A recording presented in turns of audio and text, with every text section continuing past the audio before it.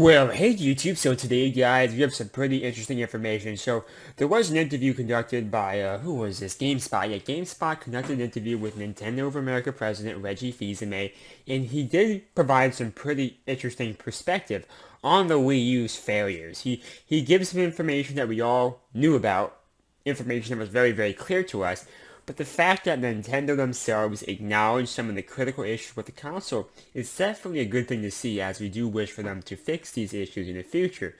However, it does appear that some of these issues are going to be repeated, it looks like, with Nintendo Switch, but that's another story for another video.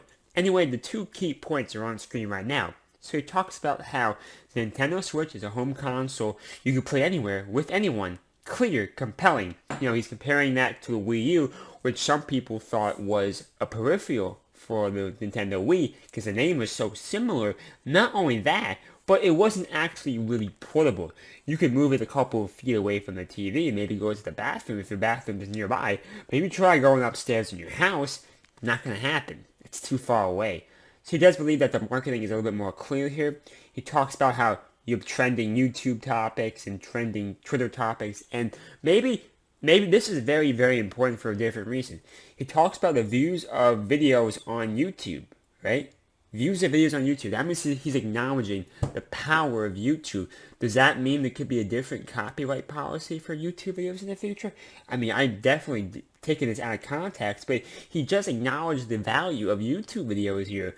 Maybe that could be a departure from the content ID, plague history on YouTube. Who knows? But we don't know for sure about that. I do wonder how successful that YouTube Nintendo partnership program was. I personally never did it, as my videos are fair use. I don't use too much gameplay. I do that on purpose because I know Nintendo is bullshit the copyright rules, so I don't use too much gameplay on purpose. But I do wonder if that means a departure. And this is actually a little bit more interesting here. He talks about how that the Wii U had fantastic content. I agree. Xenoblade Chronicles X, 3D World, Pikmin 3, Bayonetta 2. You have great games. However, there was the gaps between them was too large. That was the main issue with the console. They did had too large of a time period between releases. I mean, last year, you had like no games. There was basically no games released for the console all year. You had Pokemon Tournament, then you had Star Fox Zero in May, and that was it. That was it. I cannot think of another game that came out that entire year for that console, which is unacceptable. There was no holiday Wii U games at all, which is unacceptable, but whatever. That's what Nintendo chose to do on that point. So overall, guys, some interesting information was revealed in this interview.